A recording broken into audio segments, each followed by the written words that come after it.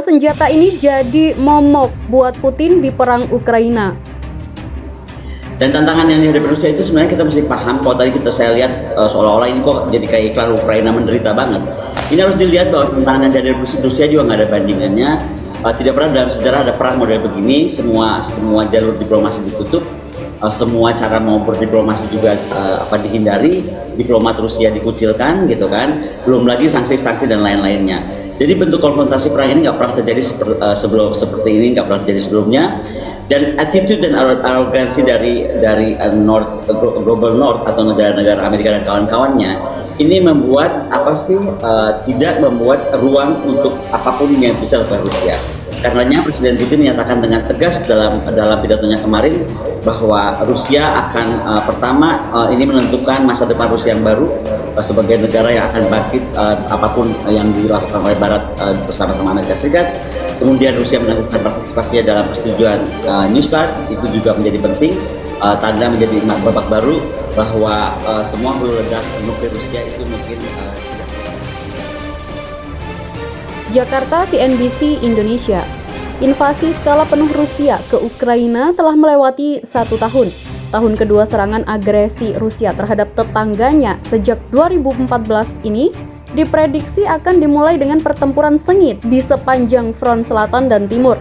Selama perang berlangsung, pasokan persenjataan terutama dari barat beberapa kali menjadi sorotan. Bahkan, ada senjata yang telah membantu mengubah jalannya perang. Berikut adalah 3 kunci senjata utama yang telah digunakan Ukraina untuk memberikan efek yang menghancurkan kepada Rusia, mengutip CNN Internasional Senin 27 Februari 2023. Javelin. Pada awal perang, Rusia mulai meluncur ke ibu kota Kiev dengan kendaraan lapis baja untuk melumpuhkan serangan itu. Ukraina mengerahkan Javelin, rudal anti-tank berpemandu yang dapat menyerang dan dapat dikerahkan oleh 1 orang. Bagian dari daya tariknya terletak pada kemudahan penggunaannya seperti yang dijelaskan oleh pabrikan Lockheed Martin yang mengembangkan rudal bersama Raytheon. Untuk menembak, penembak menempatkan kursor di atas target yang dipilih. Unit peluncuran komando Javelin kemudian mengirimkan sinyal lock on before launch ke rudal. Kata perusahaan tersebut, Javelin adalah senjata tembak dan lupakan. Pasalnya, segera setelah operatornya menembak, mereka dapat lari mencari perlindungan sementara rudal menemukan jalan ke sasarannya. Ini sangat penting pada hari-hari awal perang karena pasukan Rusia cenderung tetap diam ketika mencoba memasuki daerah perkotaan.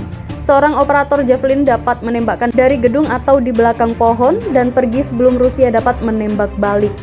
Javelin juga pandai menargetkan titik lemah tank Rusia, yakni permukaan horizontal mereka, karena lintasannya ke atas kemudian jatuh pada target dari atas menurut Lockheed Martin. Ada satu keuntungan lain bagi Javelin terutama yang terkait dengan awal perang. Mereka dapat diterima secara politik. Biayanya rendah dan penggunaannya yang defensif membuat mereka secara politis lebih mudah untuk disediakan oleh negara lain. Kata Michael Armstrong, seorang profesor di Brock University di Ontario, menulis di Conversation, sebaliknya pemerintah tidak setuju untuk mengirim senjata ofensif yang lebih mahal seperti pesawat tempur. HIMARS. Sistem roket artileri mobilitas tinggi M142 HIMARS merupakan senjata yang dipakai Angkatan Darat Amerika Serikat. Ini adalah sistem persenjataan pemogokan presisi. Beroda spektrum penuh, terbukti dalam pertempuran segala cuaca 24/7 mematikan dan responsif, kata Angkatan Darat Amerika Serikat. HIMARS adalah truk seberat 5 ton yang membawa pot yang dapat meluncurkan 6 roket hampir secara bersamaan. Mengirimkan hulu ledak, eksplosif mereka jauh melampaui garis depan medan perang, dan kemudian dengan cepat mengubah posisi untuk menghindari serangan balik. Jika Javelin adalah senjata ikonik di fase awal perang, HIMARS adalah senjata ikonik di fase selanjutnya. Kata Mark Skankian, penasehat senior untuk program keamanan internasional di Pusat Kajian Strategis dan Internasional, dalam tulisannya pada Januari. HIMARS menembakkan amunisi yang disebut Guided Multiple Launch Rocket System yang memiliki jangkauan 70 hingga 80 km dan sistem panduan GPS.